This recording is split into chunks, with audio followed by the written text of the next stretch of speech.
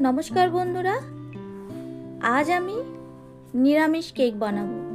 তার জন্য কিছু ড্রাই ফ্রুটস আর দই নিয়েছি। ড্রাই ফ্রুটসের মধ্যে টুটি ফুটি, কিশমিশ, রোস্টেড বাদাম আর মোরব্বা নিয়েছি। ড্রাই ফ্রুটের মধ্যে ময়দা মিশিয়ে ভালো করে কোট করে নিয়েছি। কেন কোট করেছি সেটা আমি পরে বলবো। এরপর একটা ছাঁকনি নিয়ে তার মধ্যে 2 কাপ ময়দা ভালো করে ছেঁকে নিয়েছি। তার সাথে 1 চামচ বেকিং পাউডার আর হাফ চামচ বেকিং সোডা নিয়ে সেটিও ছেঁকে নিয়ে মিশ্রণটি ভালো করে মিশিয়ে নিয়েছি। মিশ্রণটি মিশিয়ে সরিয়ে রাখলাম। এরপর আমি বড় মিক্সারের জার নিয়েছি। তার মধ্যে 2 কাপ চিনি, 1 কাপ তেল আর তার সাথে হাফ কাপ গুঁড়ো দুধ দিয়ে মিশ্রণটি ভালো করে আমি মিক্সিতে পিষে নিয়েছি। 2 থেকে 3 বার মিক্সি চালানোর পর তার মধ্যে হাফ কাপ টক দই দিয়ে আবারও 2 থেকে 3 বার মিক্সি চালিয়ে নিয়েছি। এরপর হাফ কাপ দুধ দিয়ে অল্প অল্প করে মিক্সি চালিয়ে নিয়েছি। Batter ready.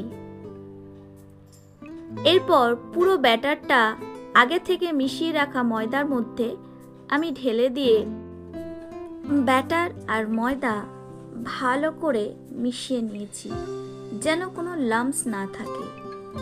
এরপর আমি 1 চামচের মতন ভ্যানিলা এসেন্স দিয়ে আবারও মিশিয়ে নিয়েছি।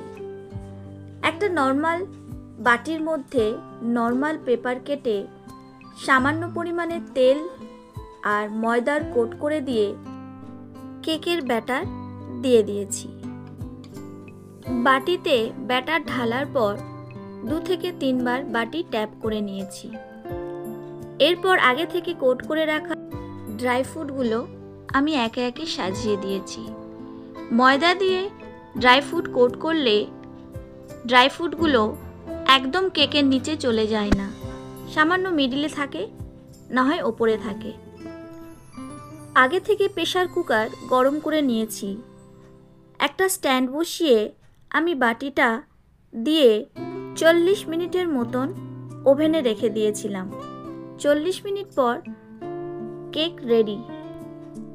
10 থেকে 15 মিনিট ঠান্ডা করার পর কেকের কাগজটা হালকা করে তুলে কেক কেটে আমি সার্ভ করলাম। রেডি আমার ক্রিসমাস কেক। আমার কেক বানানোর রেসিপি ভালো লাগলে লাইক শেয়ার করে দেবেন। দেখা হচ্ছে পরের ভিডিওতে।